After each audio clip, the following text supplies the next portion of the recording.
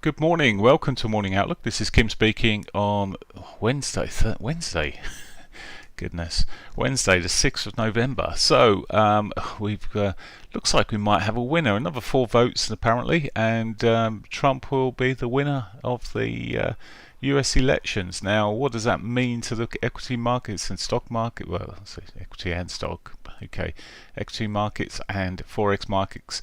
It means a strong dollar, and we're seeing just that right this moment. So, what else we got coming out today? Now, I've started the ball running there. Let's just go to Wednesday there.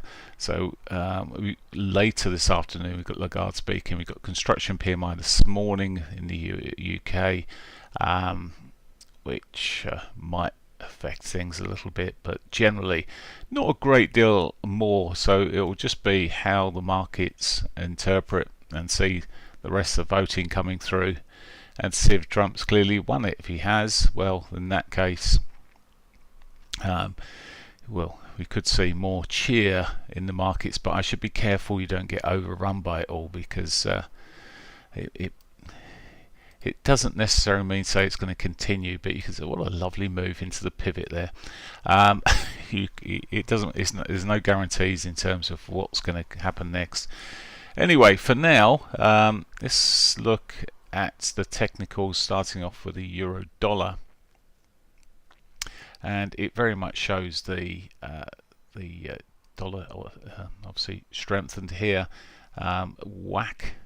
It's I was looking to short on a reaction into this pivot, but not a reaction like that necessarily. We'll have to wait now probably.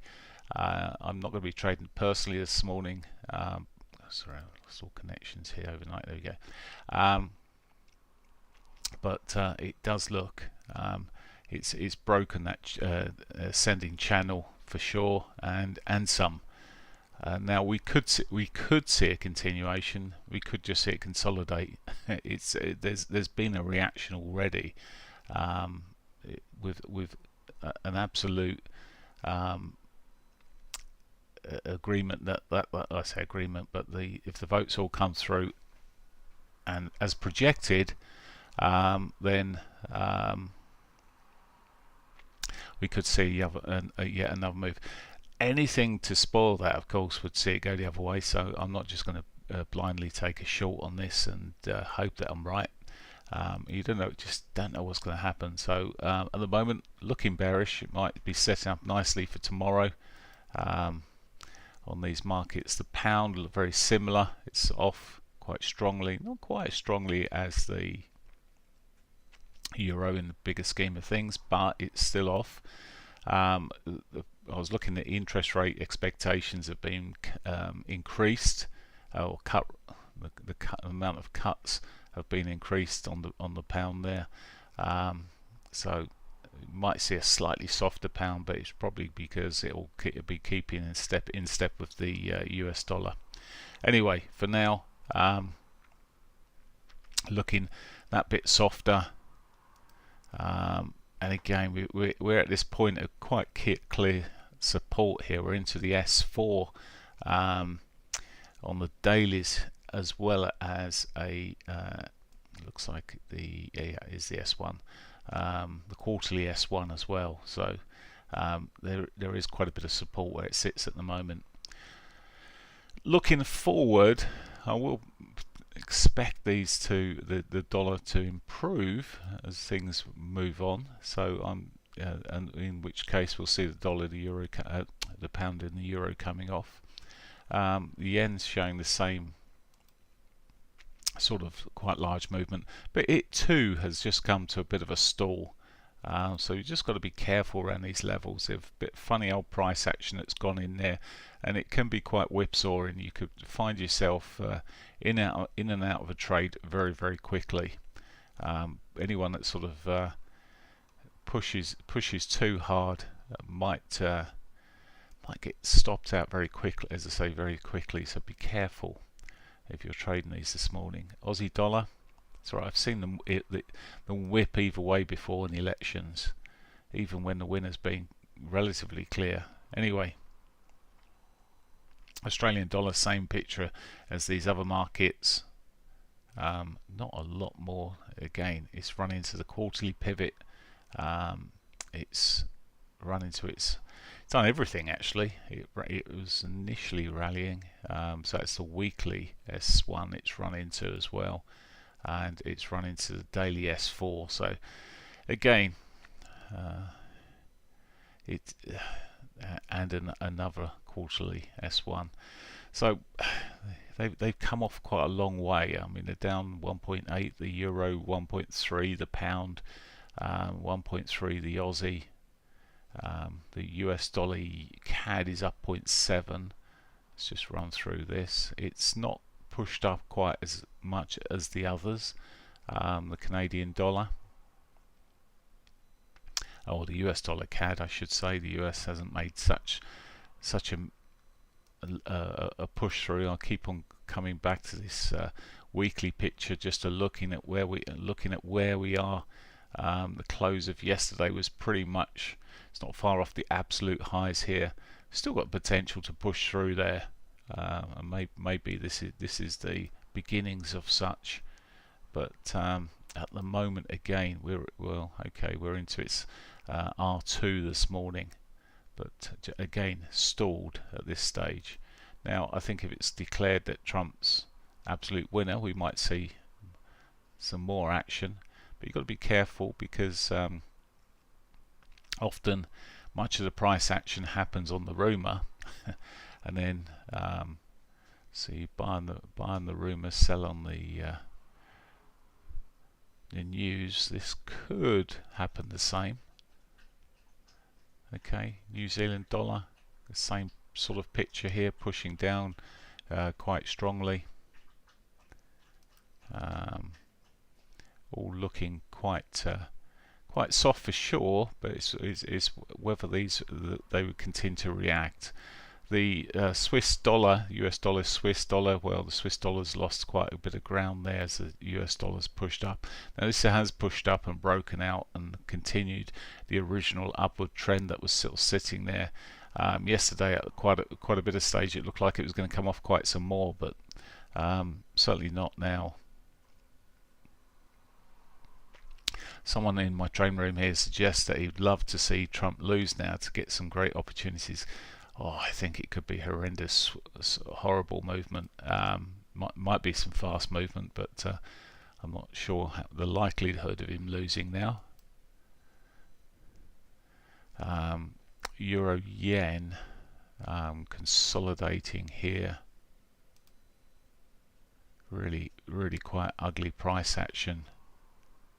So the cross markets here, well, they're quite ugly. Euro pound again. Euro dropped off against the pound there. The pound's actually, as suspected, dropped off less, but still, well, the euro's certainly dropped off more overall, being sold. Some of the cross pairs, I was stopped out of my pound yen yesterday. In the end, it just come back to the shorter time frame here. It just snaffled me out there. Well, it would have absolutely shot me out today if I hadn't been snaffled out already. Just didn't keep the traction there to the downside. Note to self: don't even trade in the week leading into the election. Anyway. I was actually stopped out before the result, so it's just one of those things. It looked all right at the time. Doesn't look so great now, and either way, it looks quite a mess. So it's probably well avoided for the next few months again.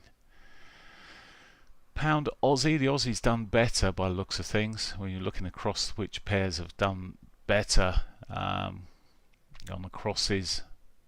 The pound's come off, the Aussie's just slightly stronger against it, marginally. It's not a great deal in there.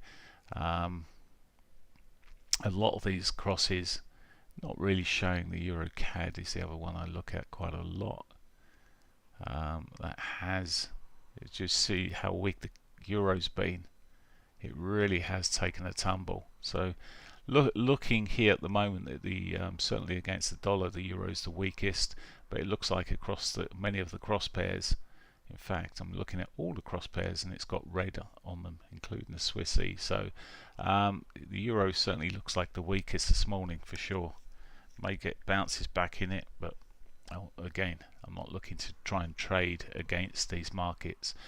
Okay, so overall there, I should imagine gold isn't overly lapping this up as well. Let's have a look at gold when I can find it. Yeah, gold's been off this morning as well, but catching a bit of a bounce at the moment. And this is the sort of thing that traders would jump in. They jump in quite late into some of these things, and you get a massive turnaround. This is a classic.